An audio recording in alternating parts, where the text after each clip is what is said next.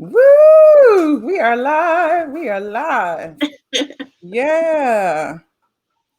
It's Everybody. can you hear do you have cheering outside your window? Exactly. That's what Because I need. A sound. What do they call that? it's the cheer, the 7 p.m. cheer. Yes, I definitely need that. Like, oh yeah. Because my neighborhood has been kind of dying down a little bit, but for whatever reason today, everybody seems like they're reinvigorated. They're really loud. There's something in the air. It's only Tuesday. Yeah, I know. That is crazy. So people are coming in the room. Come on, y'all. I know it's a lot going on. They're outside cheering, probably. Yeah. Exactly. Yeah. So what's the weather like in New York?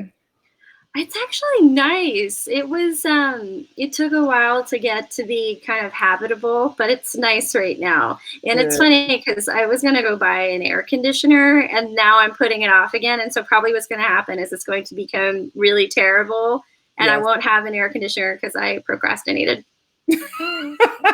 Either they'll be out of them, they'll be really Yeah. expensive, and it'll be 95 degrees and you'll be trying to put an air conditioner in. Yeah.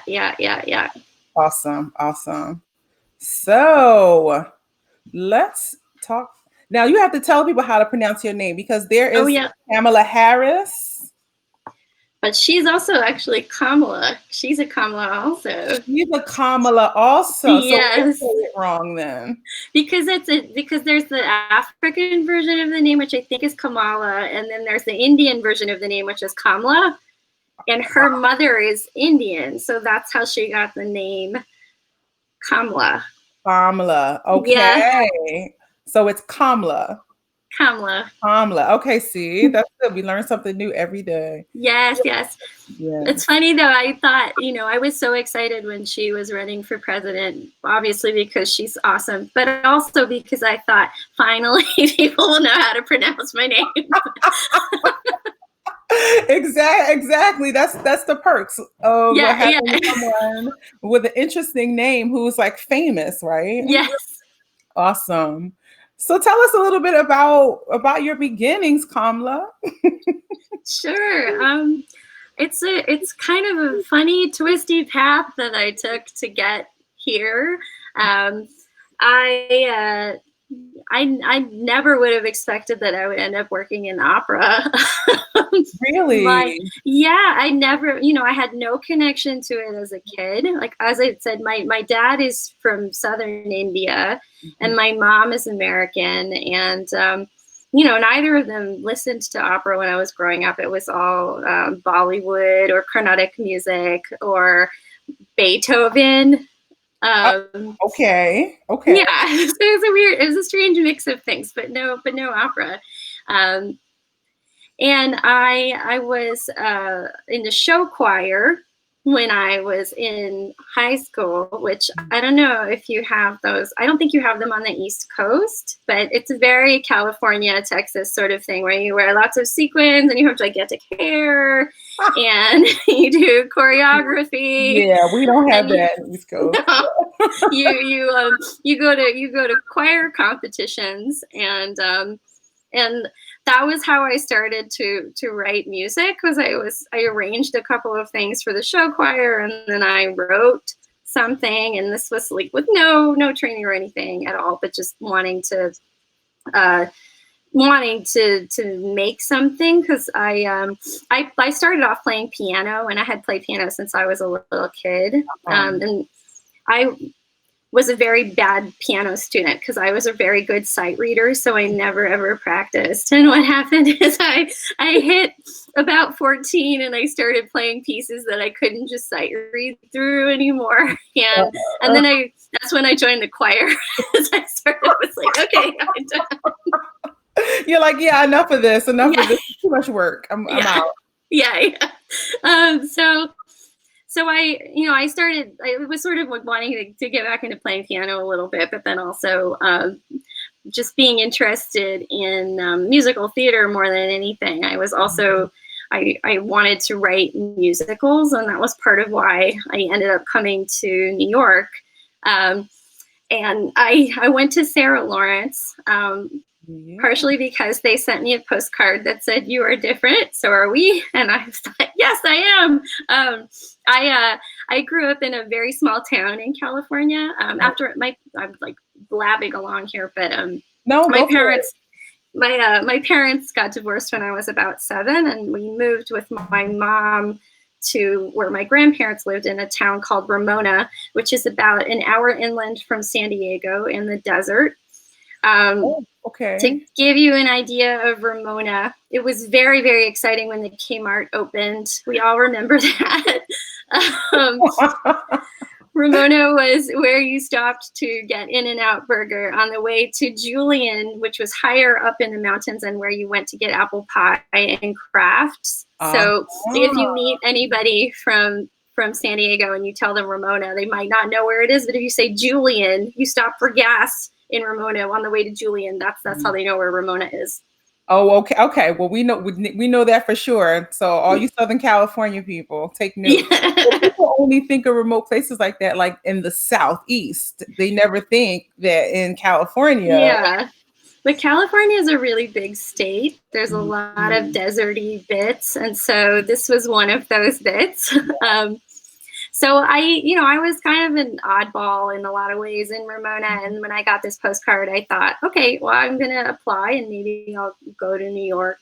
And so I ended up coming to New York to go to Sarah Lawrence. And it was really this eye-opening experience and ear-opening experience. So because Sarah Lawrence is a liberal arts degree, so you don't have to do coursework towards a particular major in the same way that you do in a lot of undergrads. And so I took composition lessons, and I took a lot of contemporary music, and I learned about opera, and I studied voice with Hilda Harris, which legendary. I love her. And Thomas Young was there, and Eddie Pierce Young was there.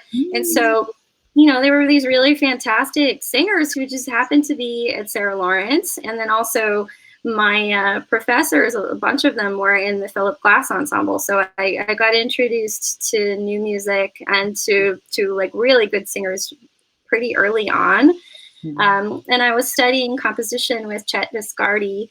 And he did something really important for me, which is that I got there and I didn't know what contemporary composition was supposed to be. And other people, I heard them making these 12-tone pieces, and I tried to make something that was kind of noisy and atonal. And he said, you know what, you don't have to do that. Just sound like yourself. And I, that really, I think, was very formative for me, because since then I've kind of taken that to heart. It's sometimes it's difficult to make pretty music and to stand behind it because there's a lot of baggage attached to that, especially when you're a woman, which we can go into a little bit more.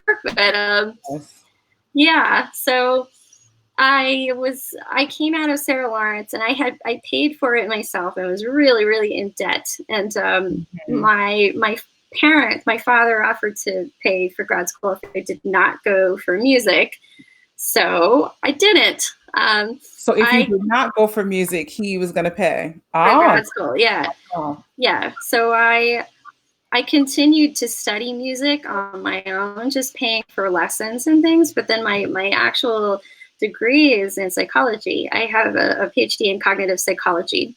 So that probably helps you with the characters and developing. Okay, great. I think that it really has. My whole thinking about how to, and again, coming from theater and being interested in musicals, I was always very fascinated by how music can create character and a sense of place, and how it can sort of move the storytelling forward. Yes. Yeah. And I also, because it was Sarah Lawrence, I studied playwriting while I was there also. So, thinking about dramatic arc and how music can support or comment, or how you can you can really infuse these characters and sort of let the audience step inside what they're feeling. So all of that was informed by these strange other windy paths that I took. It's amazing, right? Yeah, isn't it? Like all of the things that we do, no matter how out there, they all kind of contribute to who we become. They sure do. I'm learning that right now. Yeah. So my PhD then, I was studying in the psycholinguistics lab. So thinking about how language is used in context and how meaning changes with the way that language is used. And so I think it's also sort of influenced the way that I think about musical storytelling, how the context in which a piece of music changes your interpretation of it and that character also. Just like the concept of leitmotif, it all goes back to musical semiotics, and we could go on a whole nerd tangent.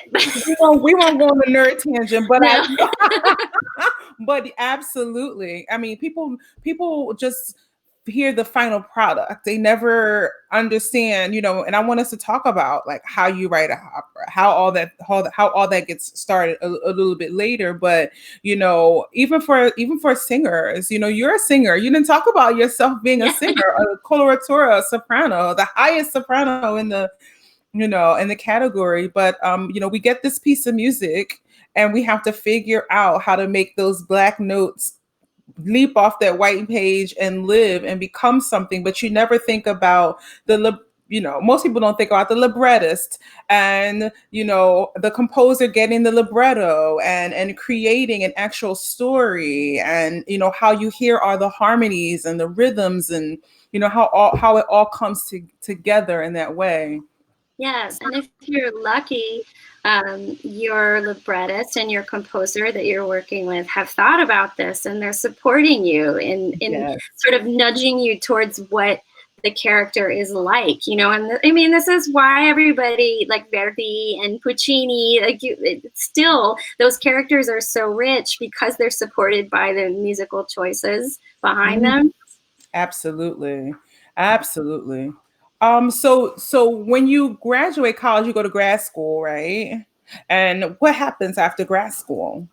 Well, my grad school took a long time because while I was working on my doctorate, I was still performing as a singer. So I gravitated more towards and ended up having more of a career in new music and sort of experimental music. Yes. So I worked with the Worcester Group for several years. I did Einstein on the Beach at Carnegie Hall. I did some John Zorn. I've worked a lot with Anthony Braxton and still work with him. And that's sort of like, if I do sing now, that's mostly what it ends up being. Like last year, actually, right at this time of year last year, I was doing Meredith Monk's opera Atlas with the LA Philharmonic. Oh, wow. Yeah. As a singer. As a singer. And so it's been interesting to be on both sides of the equation, right? And I think it's really helped me as a composer also to be coming from the perspective of a performer, because sometimes I'm in my composer brain, which is, wouldn't it be great to put this like very close vowel on a very high note? It would be so wonderful. And then I go into singer brain again. I'm like, why would you do that? Right. Exactly. That's the thing when you're singing new music, particularly, and they put a weird vowel on a high note and you're like, whoa, I always tell Terrence Blanchard all the time, I'm like, you made it impossible. He's like, we'll figure it out. And I'm like, oh, it doesn't work that way. You figure it out. Yeah. But I think that's so great though, that when you're actually working with a living composer, you can say that. It's true. Yeah, it's true. So how long did you sing? Did you have like did you sing traditional repertoire when you sang, or you just always sang early? I mean, new music. I really mostly went towards new music pretty early on. Like I tried doing the audition circuit, and I just, there's this code that you have to know going in. And I came from Ramona, and I didn't know you're supposed to wear a certain type of heel when you go to audition. You're supposed to wear a certain type of dress. And if you don't look the way that you're supposed to, you get marked down. And so, I tried for a little bit, but it didn't really click with me. And also the other thing is that as a high soprano, I had a lot of difficulty identifying with the roles that I was supposed to be doing. Like Gilda. Why Gilda? Why do you do what you do, Gilda? Why do you go and try to find that man, right? Yeah. And really, I think that's why I started to write music again. Because when I graduated from Sarah Lawrence, I actually thought I could be sneaky, and I applied to Manus for music while I was applying to the new school for psychology, because I figured, well, they'll pay for the psychology part, but it'll still be the new school, so I could still study music. And I got into Manus, and so I thought I could take composition lessons there, but I had this teacher who we did not get along. He made fun of my clothes. He made fun of the poem that I picked to set in our second lesson. And so I lasted 2 lessons and was like, why am I paying extra for this? I'm not getting anything out of it. So I kind of quit composing for a while. And one of the things that made me come back to it is that I wanted to write something for high soprano that had a little more depth to it. Yes, absolutely. Well, because so often those roles are written for a younger ingenue, a young girl coming into her womanhood. But that's what I love about your music, is that it is full on womanly, important stories, relevant stories, cutting edge, cutting edge to the opera world. It's not all cutting edge to the real world, but you know what I mean. Yeah. So would you say like it's a career transition for you? Because I know you do sing your own operas. Yes, but only the first one. That was the only one that I really wrote for myself to sing. And what was the first one? That was called Miranda, and it was done when I was in residence at the Here Art Center. They have this HARP, which is the Here Artist Residency Program, and that, they gave me my first chance to write a full-length piece. And so I kind of threw everything and the kitchen sink at it. There's like electronic music and Hindustani music and Baroque music. It's very Verdi. It's very early Verdi of you. Yeah, right. Pre-Rigoletto. Yes, pre-Rigoletto. And so, there's like a big coloratura aria in the middle, and there's like pop songs, and it's a thing. It's a thing. Yeah, I heard some of it. My husband was like, "Is that the lady that you're interviewing?" I was like, yes. Wow. But I love that you talk about immediately figuring out that you didn't technically fit in, and that you didn't, just abuse yourself and stay in it for years and years and years. And then after you've dedicated, 15 years of your life to it, figure out this is not me. I mean, kudos to you for that. I love that. We have to continue to tell that to singers, to artists, all artists, tell your story. Yeah. And I think one of the reasons that I didn't feel like I should keep trying to do the traditional route is that I came from a non-traditional place anyway. So I didn't have that expectation at all from the beginning. It was more like, oh, I like singing. I like opera. Maybe I'll try that. No, let me do something else. Yeah, right. And it's telling it this way. It seems like it was very smooth, but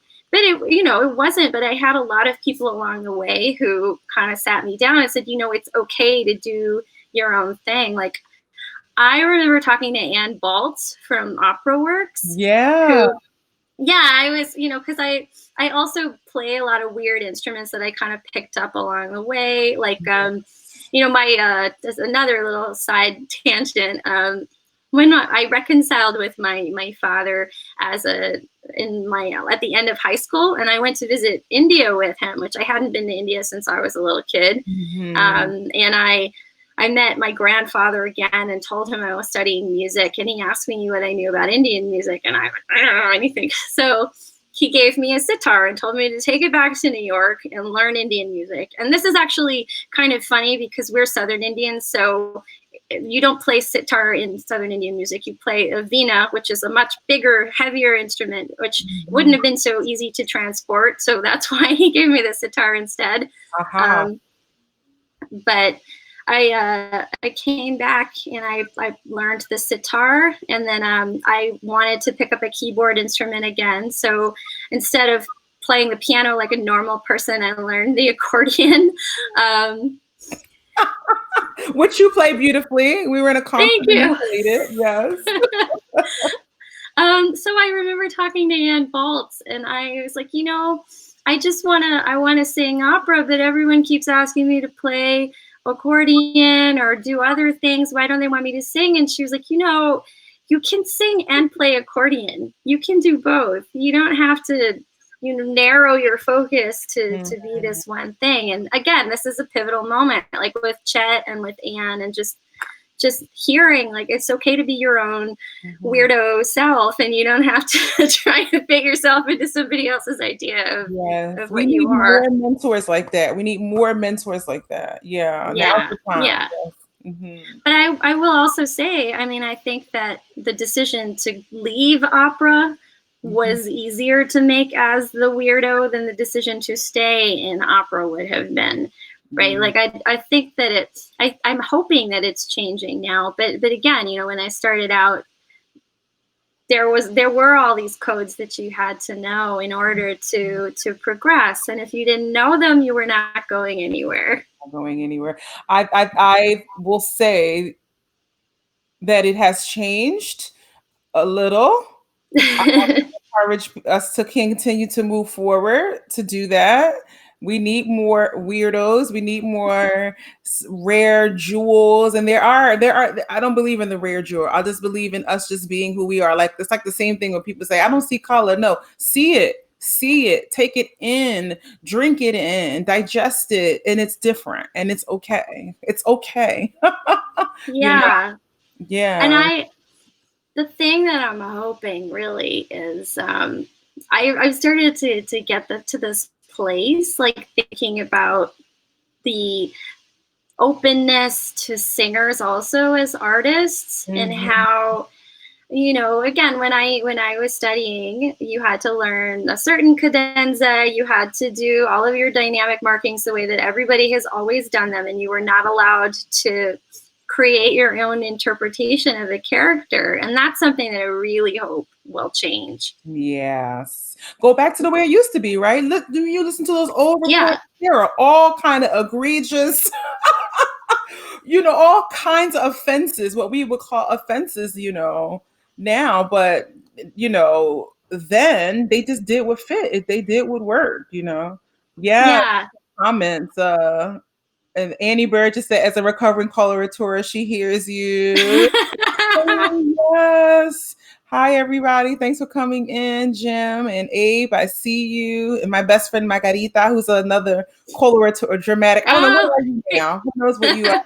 She's like held in, I don't know, Finland Lamb and I were having this conversation about stepping into the greatness, all that good stuff, out of the box thinking.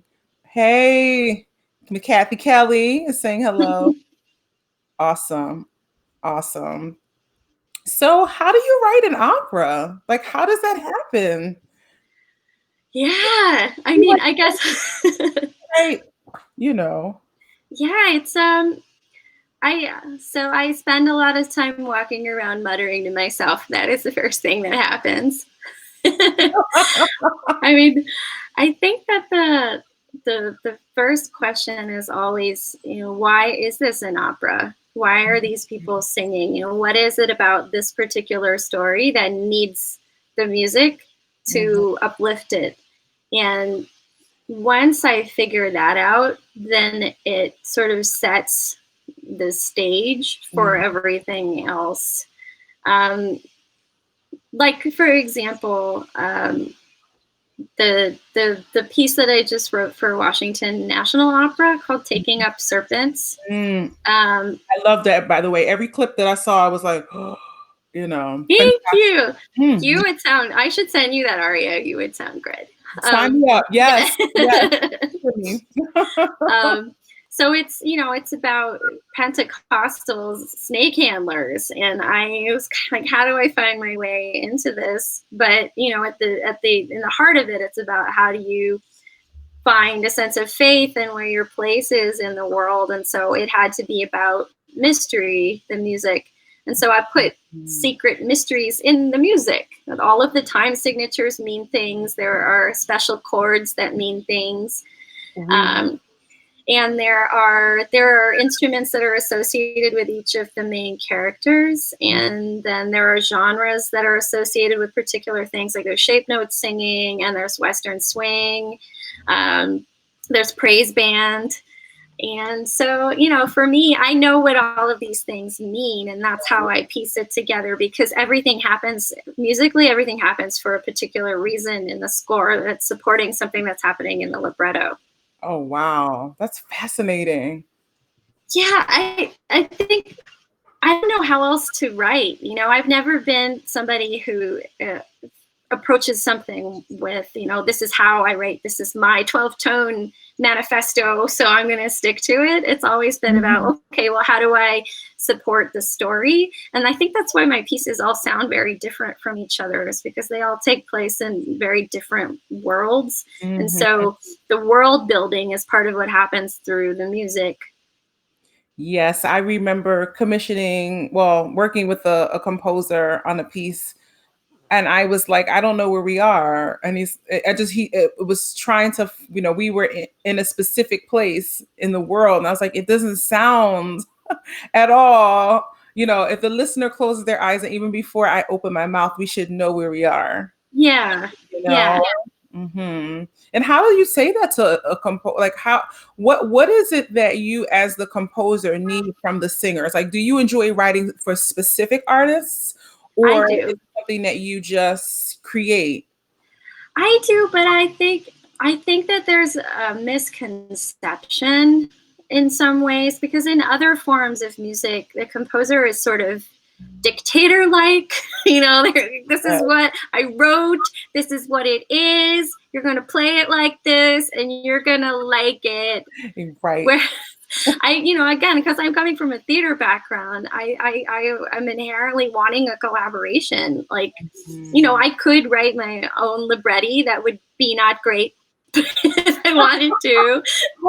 You're a storyteller. It would be easy, right? But part of what draws me to opera is that it's a collaboration, that you're getting input from many different artists at the top of their game. So why would you not listen to what they have to say? Yes. And that's something that I think that we all need to embrace a little bit more. I just had this revelation a couple of months ago, because I made this Zoom opera that was performed live over Zoom. And part of how that worked, because there's a lot of latency, so nobody can sync up with each other. So the singers had to it was done in chant notation, right? So the singers have pitches, but there's not any metric or rhythmic direction. They have freedom to interpret their lines as they would, like an actor would. And I thought, you know what? Why don't I do this all the time? Why do I feel like I have to put meter in a recitative section? Why not let the actor decide how they want to deliver the line? Like, if I was doing this in a theater, the actor would never let me control their rhythm the way that I'm expected to as an opera composer. And especially since many opera composers haven't actually studied acting. So how are you supposed to know how to deliver the line? True, exactly. They just know how they feel when the actor delivers it. They don't know anything else. Well, like, and that's amazing because that's how you stay out of the box. So if you write it that way, then that means that whomever was the person who debuted the role, that the next person doesn't have to, sound like that person, and the next person doesn't have to sound like the person before that. And you Yeah. as the creator gets to hear it literally so many different ways, and then night to night, right? Depending on how you feel. Yeah, and it liberates the performer in a way, like if I go to see Hamlet, I don't want every Hamlet to sound the same every time, and it's not a one-to-one comparison, obviously, because there's the beauty of singing that is taken into account also. But I don't know, it was sort of a revelation to me that there's this sort of idea of control, over what the performers are doing. And I think that's sort of why things are manifesting the way that they are right now with the pandemic. Not to go into that, but it's a perfect transition. No. It's absolutely true. So what do you think as a female composer? Because there are not enough of us. I didn't mean to say it like that. You know what I mean? Women in composition that get the platform, that get to be seen, that get their compositions financed in a way. So like what is that like? What is it like to be a young female composer creating this out of the box classical music? I think, again, it's unexpected. Like, I didn't think that I would be here. And it still feels like it's transitory, like it could go away at any second. Especially since I don't know if you saw this, I don't know if you're on Twitter, but I don't know if there was this whole thing on Twitter called Publishing Pays Me. It was a hashtag where it was people in the publishing industry really, really openly discussing what their book advances were. And you see this real disparity, one, between men and women, but also between white writers and Black writers and writers of color in general. And it's just like I don't know, do you know N.K. Jemisin, the sci-fi writer? Yes, I know that name. So her book advance for the Broken Earth trilogy, which won like 3 Hugo Awards, was $15,000. And meanwhile, there's this other guy that I'd never heard of who apparently wrote this erotica book or something, and he was paid $800,000 for his debut book. And it just, that lays it out there really for me. And, I blatantly. And so we haven't had anything like that in opera or classical music, but I know that it's the same. Yes. It was only in the last few months that I started working with an agent, with Jeff Larson at L2 Artists, and we had this conversation. I said to him, you know what, I think that I'm being paid less than other people. And I told him what I had made for the last, like, all of the commissions I'd ever had. And he's like, yeah, you are. You really. A lot. Oh, I'm sure. A lot.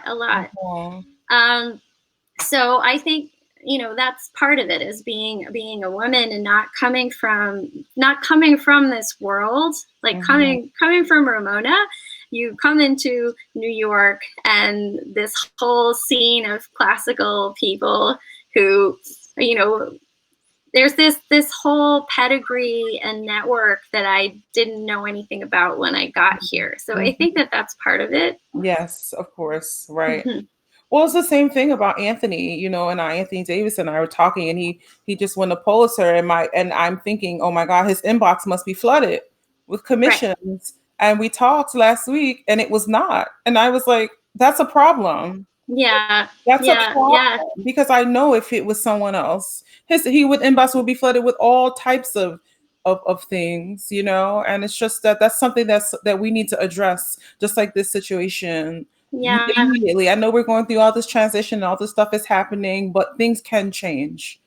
And I think now is the time, you know, like this is the not to keep referencing books, but No. Naomi Klein's book, the Shock Doctrine, you know, she talks about that specifically, how when there's a shock to the system, that is the time for pivotal change. Yes. And that's what we're going through right now. So, you know, in a way, we could look at this as a real opportunity to affect change in the way that we want to see things going.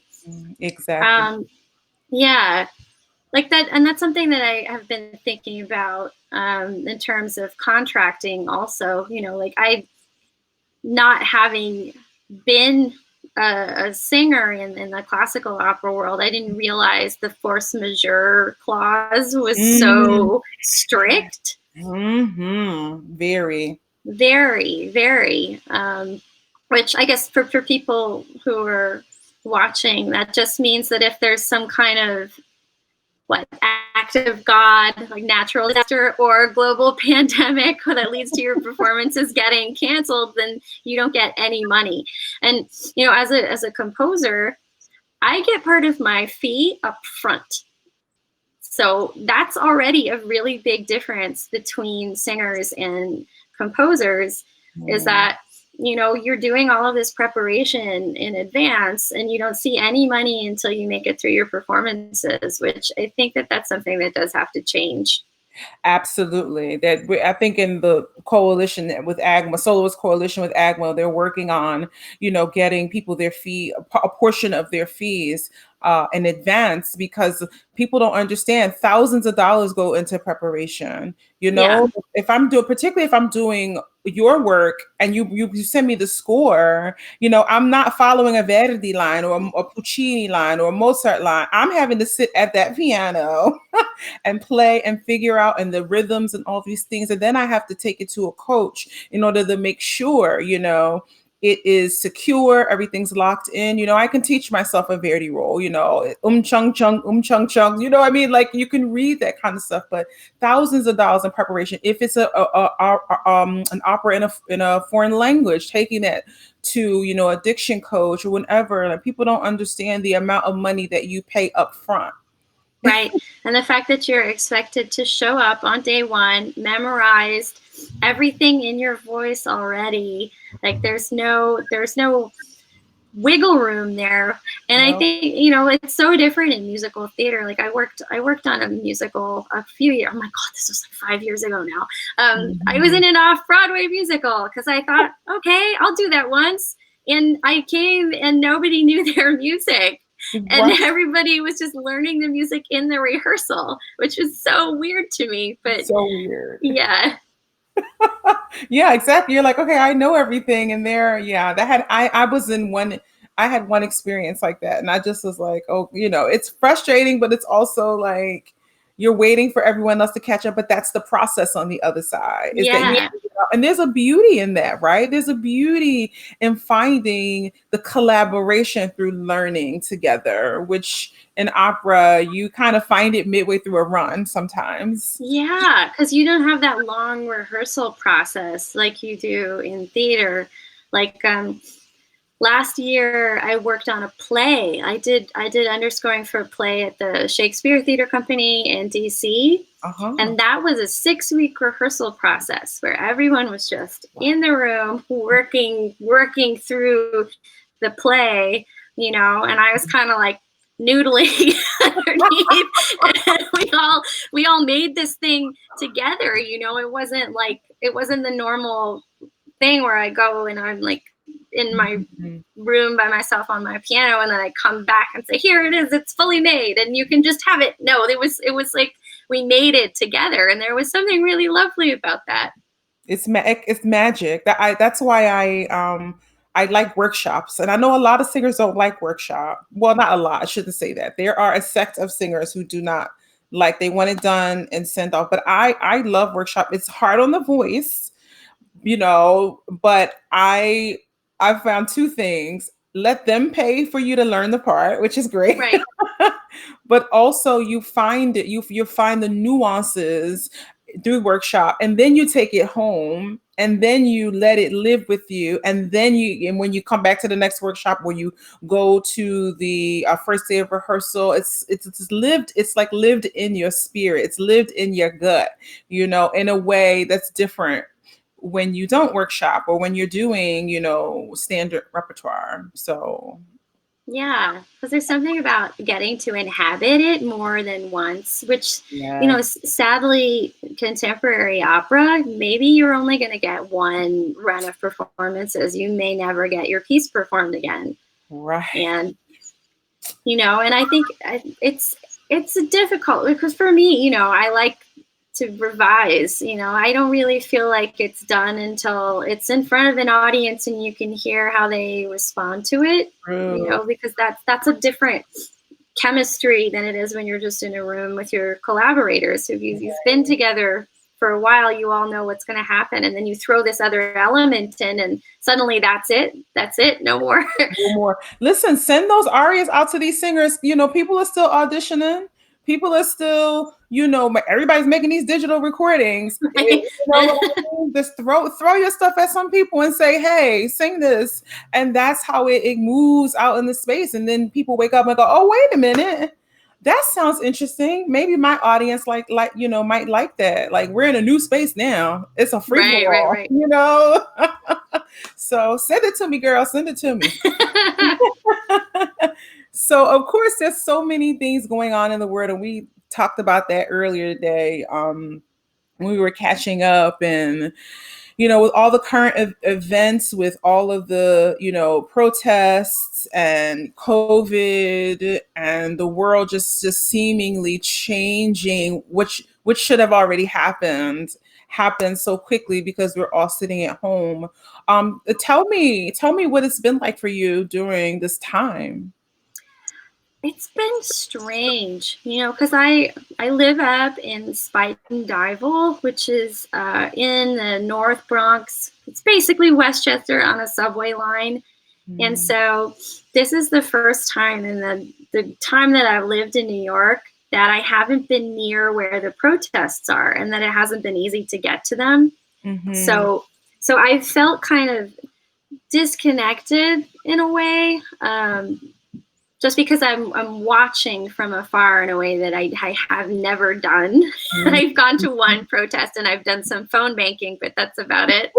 Um, yeah, so I think it's this funny thing of feeling disconnected, but also very connected, right? Because we're separate from each other distance wise, but then we're all on Zoom. So there's this strange intimacy in having our pictures right next to each other. Yeah, Even though, right. yeah. And then like my giant face in the screen and all that. Yeah. So I feel like I'm getting to know people in a way that I couldn't before because we were all so busy, and now we're sitting down together in a way that we just didn't have time to do. So there's something nice about that. But at the same time, of course, this is a transitional moment, I think, and that the pandemic itself, but then also the the fact that because of the pandemic, you know, the disparities between Black people and white people were already just highlighted because of the death rates. You know, the who is dying from this virus, right? They're not all the same people, right? And then on top of that, you have the murder of George Floyd, and I think that that's why we are now seeing such an upswell of support for Black Lives Matter, which, you know, I remember in 2014, the protests for Eric Garner and for Michael Brown. And I thought at that time that would create change, but it was only in New York. I didn't see people protesting the same way outside of New York and of course in Missouri and other big cities. But now there are tiny, tiny towns in the middle of the country where you see people holding up Black Lives Matter signs. And I hope that means it's a change. My mom, you know, I had this conversation with her last weekend about what defunding the police means. And she afterwards she said, "Oh, actually, that seems kind of reasonable." Were you shocked when she said that? I was shocked. I was. Because she's a pretty conservative person. She's an evangelical Christian, and so we do not agree about a lot of things. Right. But she also volunteers at a homeless organization called I Help. So she sees the disparity there, but I think that it's just it hasn't been laid open so blatantly for people who were not paying attention. Like if you wanted to read or really listen to intellectuals and activists who've been working on these issues, the evidence was there, but then just seeing that video, it's like it makes it undeniable, even for people who were tired or didn't want to engage or whatever reason they had for not looking at it in the face before. And now it's in their faces. They can't look away. And I think that maybe that will bring about something new, some new change. I'm hopeful. Yes, I'm hopeful as well. I mean, I live in a very mixed street, and I live in the suburbs in Philadelphia, but a very mixed street, and I see Black Lives Matter signs that I didn't see before from people who aren't Black, and I see, like all the protesters are young, white, not all of them, but there's a large majority and all over the world, all over the country. And I think that is different for our parents' generation to see that, it's just a different time, and people are taking up arms and they're not tolerate. They don't want to live in a world like that. They don't want to live in a world where a cop can put their knee on someone's neck. No. Or that people get shot running away. Like, it's a point where color and race doesn't matter. This is about humanity. And we don't want to continue to live in a society where, people are literally being held down so that the 1% can have all the wealth. Like, right. I think it's more than just the minority people, it's when it starts to bleed in and affect everybody, it's like enough. Yeah. Yeah. I've been thinking about our idea of what our society is and our idea of the role that the police play in our society. And, the fact of cops getting canceled, it seems like a little thing, but it's not. It's not. I was looking at the shows that are syndicated on network TV. Like, I don't actually have a TV, so I haven't watched it. No, it's just pure laziness. But I look, and there's NCIS, and there's Law and Order, and there's Law and Order SVU, and there's Law and Order Miami, right? And there's like some other Law and Order, and there's like FBI and Criminal Minds, and it's all cop shows, So I think no wonder there's such a disconnect, because we have this idea of what it means to be a police officer that is not what it actually is. And I think that's what resonated with my mom. It's like, why should we be calling the police to deal with mental health issues or drug issues when that's not what they should be doing? Nope, they're not equipped to do that. They're not equipped to do that. So how does your music making change? Because I'm so excited about having composers on this series, because as Nina Simone, it's like the artists reflect the times. Yeah. Like, will your music change? Do you have a desire to create a certain sound that speaks of this time, or the storytelling that you'd like to tell? Talk a little bit about that.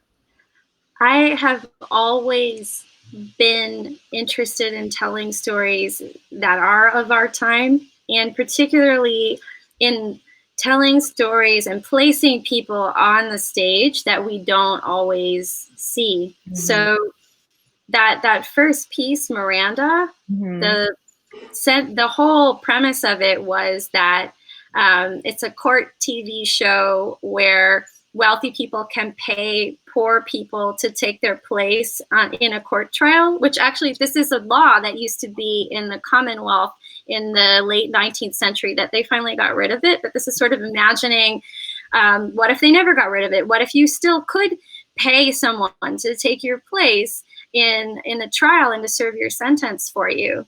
Wow. Right. So that was the premise of that show. And it was silly and it was a murder mystery. But at the heart of it, it was about class. My next opera was about Mukhtar Mai, who is a Pakistani human rights activist who was illiterate and became the first woman in Pakistan to win a court case involving an honor crime. And she used that money that she got from winning her case to start a foundation to build schools in Pakistan. Taking Up Serpents is, again, it's about a woman trying to find her place in the church, that she's sort of kicked out of the church and told that she's evil and a sinner, and she has to reconcile her faith within that. Looking at You, this piece I did last September, is about surveillance capitalism and data mining. So we data mined the audience during the show and put their information into the video design to just show how easy it is to spy on people for using their social media profiles. Wow. So yeah, I think and then the Zoom piece, like this, I made this Zoom opera sort of to explore the moment that we're in and to make fun of Zoom. I saw some stills from it. Yeah. Wow. Yeah. Wow. Would you feel like if someone asked you to write a piece, a social justice piece for the time, you know, what would that be like for you? Like, is that a story that you would want to tell? You know, it would be different from everything else you've written. You know what I mean? Like, would you take that? It would have to be the right story, right? Because I don't think that George Floyd is my story to tell. You know, like I feel like, you know, like we were talking about today, you know, like part of my reckoning with this moment in time is to also recognize that just because you are considered to be a person of color, you have a background of, you know, someone in your family, or, you know, I'm not totally white, I'm mixed, but I don't look like it, right? My skin color is not, my father has very dark skin, but I do not. And so I walk through the world presenting as a white person. And because of that, I cannot understand on the deep visceral level what it is like to move through the world as a Black man or a Black woman. And because of that, you know, I can do my best to empathize and to support, but I can't tell that story. That's not my story to tell. And, you know, it goes back to the question that I always ask, who gets to tell the stories, you know, because oftentimes white men get to tell everybody's story. Yeah. It doesn't matter. You know, there's license for them to recreate everything, but you know, everyone else has to say, okay, we can only tell this story, or we can only tell that story. Is there a story that you would love to tell? I mean, okay, so if you had your choice, if it didn't matter, you know what I mean? Like, what would you want to say? What would you want to tell? I mean, I think that the quintessential issue here is about someone's humanity, right? Like it's so complex in a way, even though it's so simple. You see the video and you know that a wrong was done. But at the same time, you know, he was perfect in a way because he was so blameless. Whereas the murder that happened in Atlanta, you know, you already see the churn of trying to make it about this man because he grabbed the cop's taser or whatever. Right. But that, you know, so I think if I were to make a piece about this time, I think it would have to be about that. Like, why are some people deemed worthy of empathy and considered worthy of being, like, we consider them to be human in a way that we don't extend that to everybody? Beautiful. That's the story to tell them. That's the one you should tell, because humanity, and we need that. We're going to need that story when the world opens up. I know. Mm-hmm. Let's keep talking about that, like off of the interview. That's delicious. Finland, are you listening to that?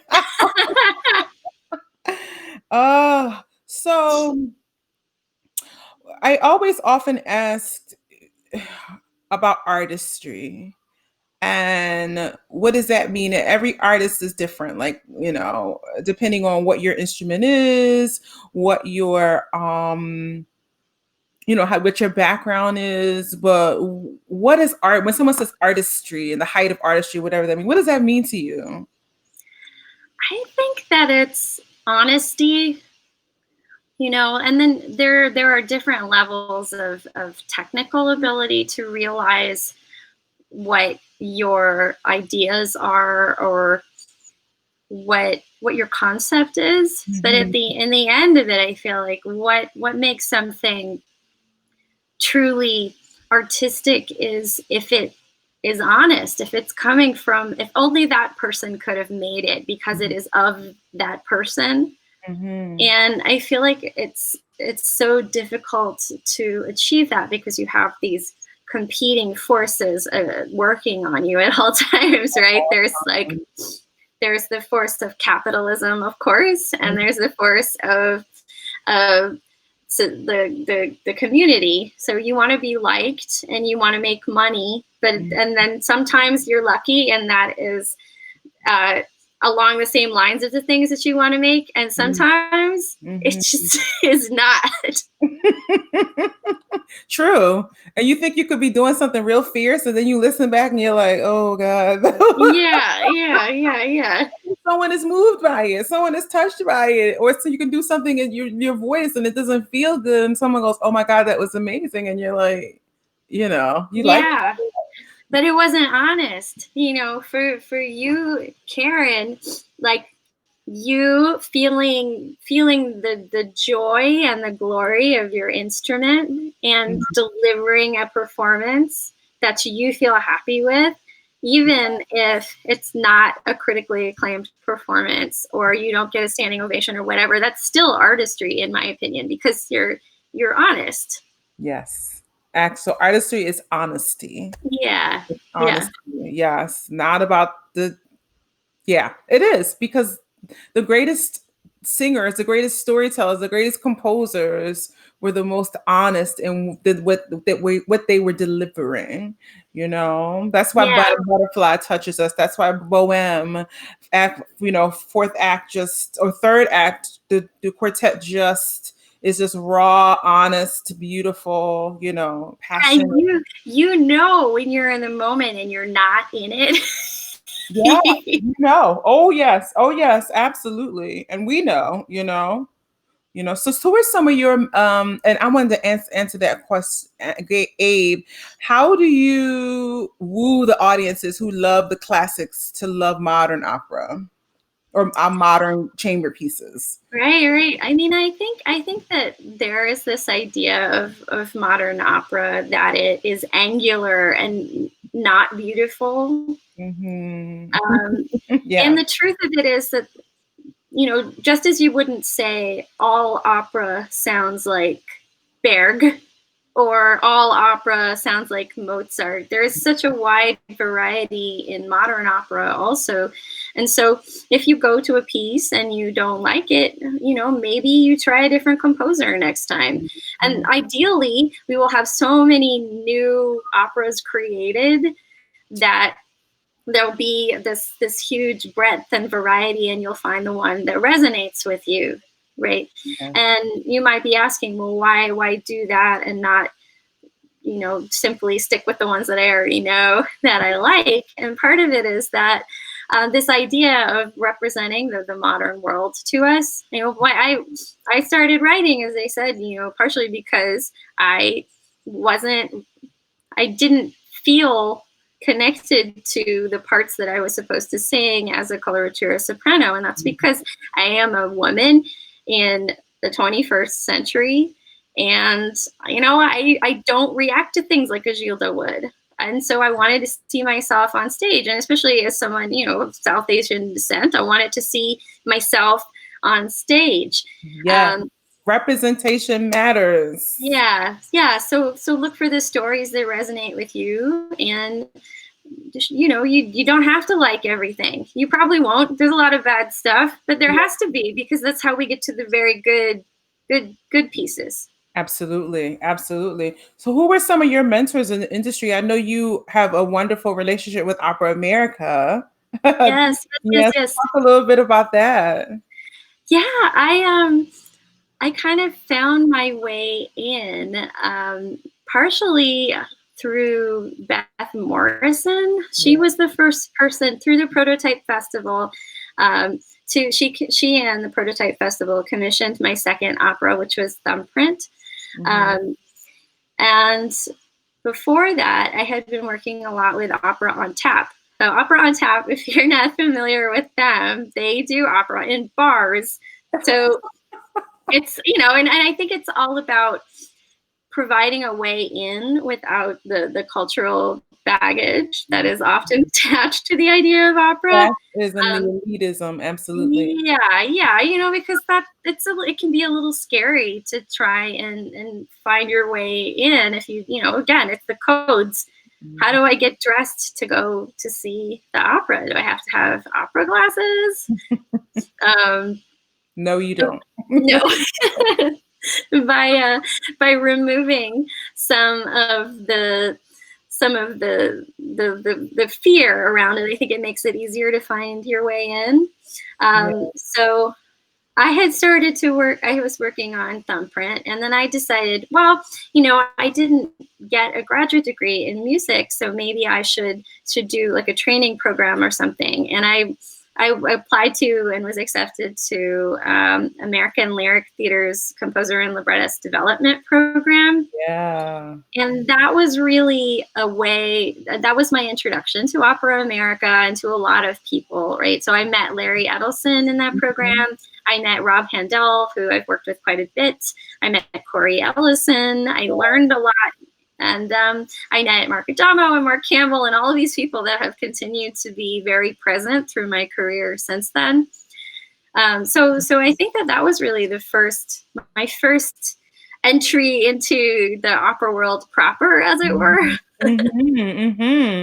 Wow. Well, that's a tremendous entry, particularly for modern music. I mean, I know names, like I know Mark Campbell's name and Mark Adamo. I've not met either one of them or Beth either, but you're right in the class where you should be, honey. Absolutely. So what's your future projects? Like, do you have what would you like to do, and what do you have coming up? So I usually get a wacky idea, and then I talk to a lot of people about it, and then eventually I figure out how to make it work. Yes. So my wacky idea of the moment is to make an augmented reality piece that will take place on the streets of a city. Augmented reality is you use either your phone or a headset of some kind to sort of superimpose visuals and audio onto the world around you. So it's like Pokemon Go, right? You put your phone and you see the little Pokemon and he's on the table in front of you, right? So this piece would be sort of inspired by Joan of Arc, but dealing with homelessness in cities and gentrification. So that we would have 5 different Joans who represent different sort of archetypes.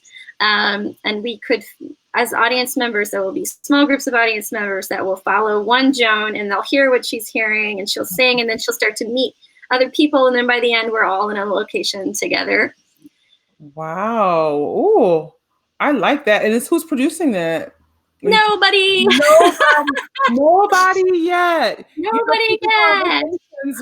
We get people work around here. Come on, people. Come on, people. Get the commissions together. Get the commissions together. Yeah. Oh, that's fantastic. Wow. So how does the audience find you? Where do we find you? Where do we find your music? Well, I have a website, which is kamalasankaram.com. And Thumbprint is available on National Sawdust Records right now. I just got a grant to record Looking at You. So we are doing that recording as soon as things start to open up. Yes. When the world opens up, we're all like cats sitting in the window, like, open up. Yeah. But we don't want to go too fast before it's, safe. But Yes. so how do we obtain, because I'm all about people, getting their coin for their work. Like, how do we obtain your artists? How do we pay for them, in order to get the music so we can learn it and put it out in the atmosphere? Well, I'm updating my website now, so you should be able to buy things off of the website, but you can also just email me and I'll give it to you. Okay. For now, kids, for now. Is there anything you want to leave us with? Because I, this has been so wonderful. I'm so happy that we met last year. Was it last year? I think it was last year. Yeah. January, we were both on the same concert in New York, and it was just something about you. I was like, I like her. Yeah, I know. This is the closest we've gotten to having a cocktail since then. Since then, but I look forward to us, collaborating and getting to know each other better, and when the world. That's another one. All of the people out there, if you want to give us a commission to ride a vehicle for Karen. Hello, come on, people. Yes. Come on. Like and share. Yes, because I love new music. Listen, I got the new music bug. Of course, I'm, I was trained to sing all the big, repertoire or whatever, but I got the bug and I'm like, ooh, give me more, Yeah. Just I can touch my muscles. You're such a good actor too, though. So I think that's part of what's great about a new piece is you get to make the character yours, you know? Yes. It's like, ooh, I can't wait to dig in. Absolutely. So what you want to leave us with? What do you want to leave us with? Oh, I would say, let's all go to hear Miss Diva Slack at the Met I'm looking forward to hearing Fire Shut Up in My Bones. I'm assuming you're in it, right? Right? Girl. Oh, no. Are you kidding? I'm going to let the Met announce what they're going to announce, but she has not gotten a contract, so. Oh, okay. Well, I'm putting it out into the universe right now. That's what I'm going to leave this with. Exactly. Let the people do the roles that they create. Hello. Yeah. I should be able to do it. Right. Yeah. But no, thank you so much for coming on. I enjoyed it tremendously. I hear we had a really great, diverse listening audience today, which is fantastic. And more soon, right? Yes. More soon. So I just want to say everybody tune in on Thursday at 8:00. We're going to have Julia Bullock. Sorry, Thursday at 3 p.m. because she is in Germany.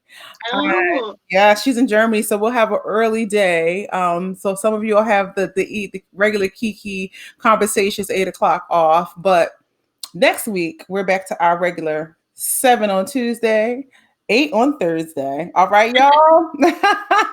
Thanks so much. Thank you. And I'll talk soon. Bye, you guys. Bye.